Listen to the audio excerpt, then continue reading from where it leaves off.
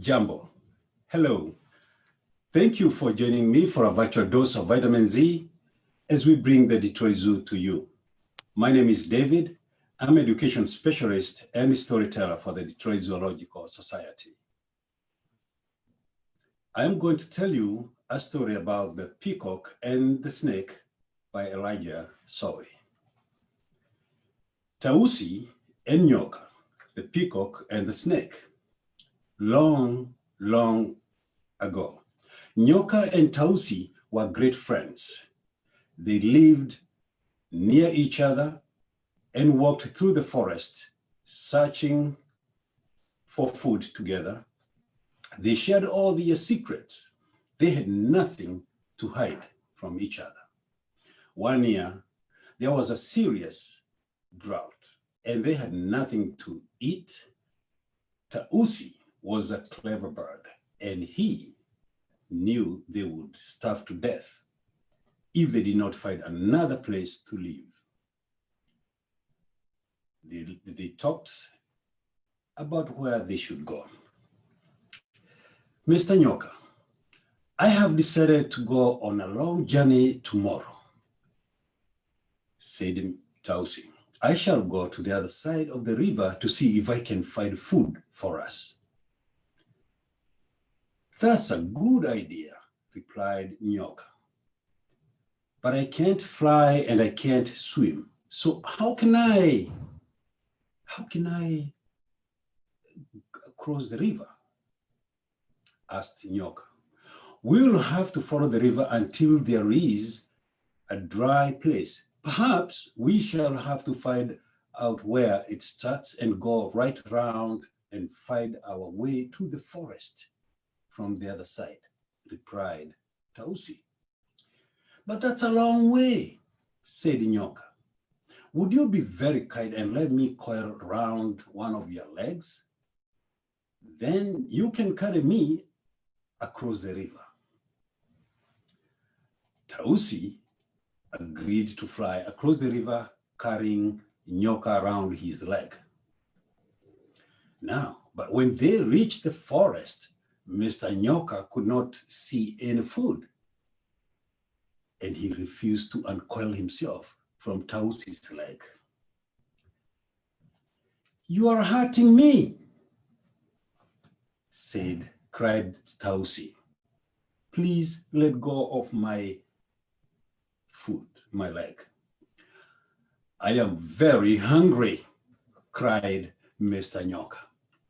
And unless you find me something to eat at once, I shall eat you. No, don't eat me, Mr. Nyoka, said Tausi. I kept some food in the bush on the other side of the river in case we didn't find any here. Let's go back now and I'll give it all to you. Now, he started to fly back across the river. As soon as they landed near the old home, Tausi asked Nyoka to let go of his leg so he could lead him to where the food was. As soon as Nyoka had let go of his leg, Tausi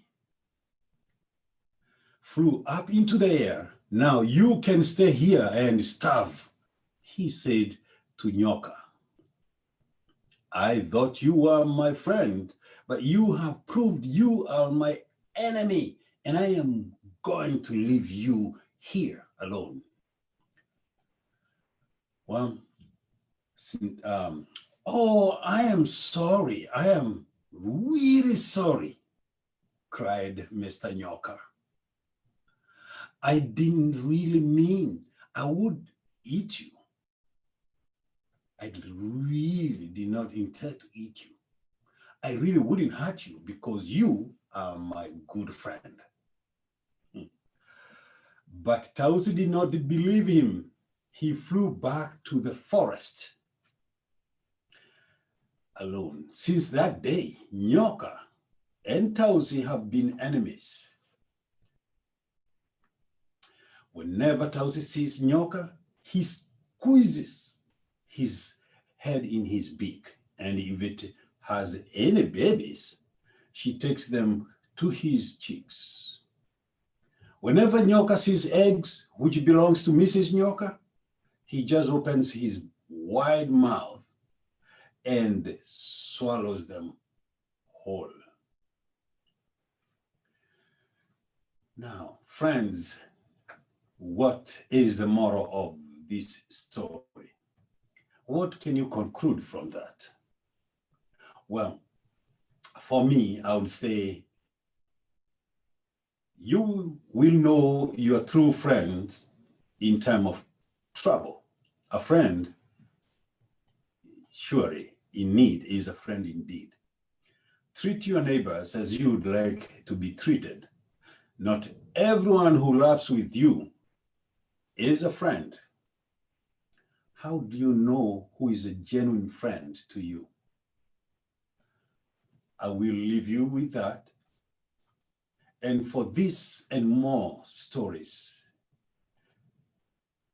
and for more dose of vitamin or of virtual vitamin Z, please visit DetroitZoo.org and Facebook Live, and you will learn lots more of this kind.